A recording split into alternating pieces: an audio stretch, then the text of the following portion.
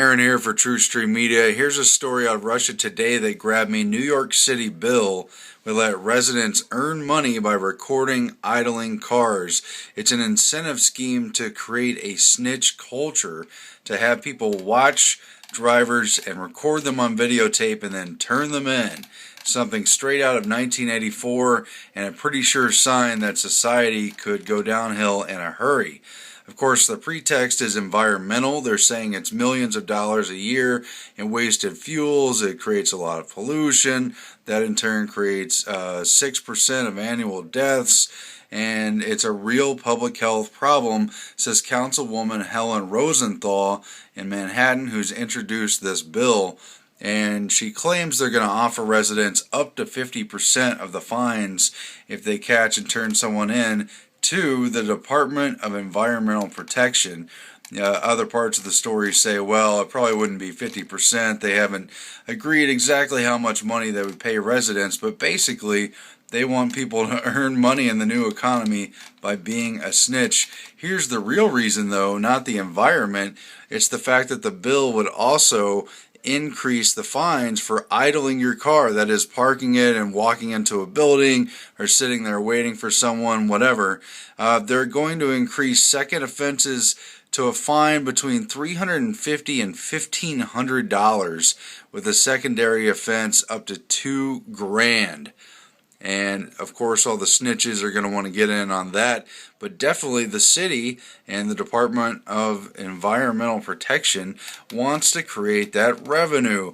And this could be echoed all across the climate change, carbon neutrality economy that's going to be created. It won't be, I guess, just Al Gore making money. It could be ordinary citizens too, as long as they're willing to spy on and enforce against their neighbors for violating all the new green codes.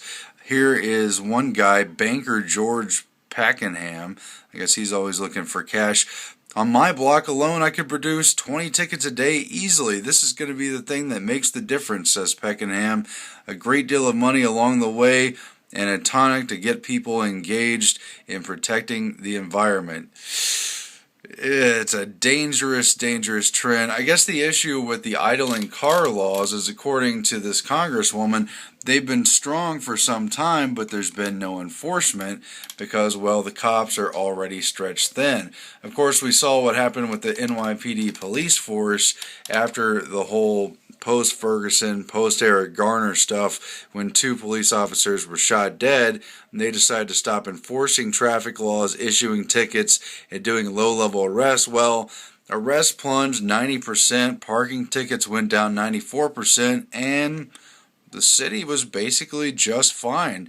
There was no great issuance of chaos. Necessary, quote, arrests still happened, and really just people weren't harassed in the streets. Traffic violations down 94%, you see here, during their wartime strategy. But that changed pretty quick, if you remember, when the police bosses said, well, the city needs that revenue and we better get back to work. This is going to make things even worse if they have people looking around every corner for a car emitting toxic fumes that could net the city thousands and citizens hundreds. Oh my.